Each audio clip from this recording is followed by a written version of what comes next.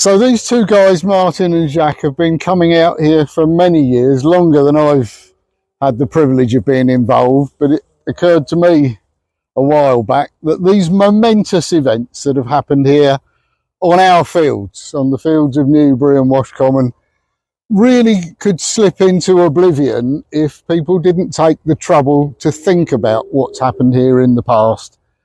And these two guys every year without fail are here on the anniversary of the battle, this year 381 years ago,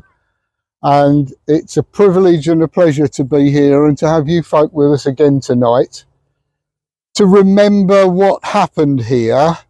and its outcome, as Jacques was just saying, in terms of the end of the English Civil War. The battle here in 1643 was in the early years of the English Civil War, when the country was in an enormous state of flux.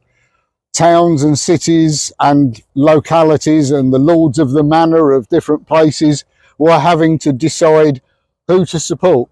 The king and his very autocratic outlook on ruling the country with his rod of iron and his God-given right to do whatever he wanted, or the embryonic parliament, very different from the parliament that we know today, but nevertheless moving towards some semblance of democracy and trying to challenge the king's outright right to rule. And those two armies came together here on the 20th of September in 1643, Parliament trying to get back to London after the siege at Gloucester, and the Royalists attempting to stop them. And had they done that successfully and Parliament been beaten here,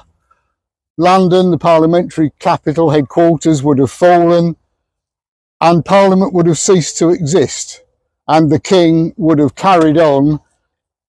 reinforced in his idea of the divine right to do whatever he wanted. And that opens the what if, and it is a big what if, that we might not possibly live in the parliamentary democracy that we do today, had that knife edge of what happened here turned out very slightly differently. If the king, instead of lining the royalists up over near the Andover Road, had come forward and looked at this ground,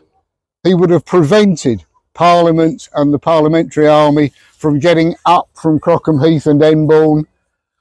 and this that became the front line of the battle would have been way over there, and the battle would have turned out very differently. The king would have marched back to London, Parliament, a lot of the parliamentary leaders would have had their heads cut off, and we would live in a very different country today.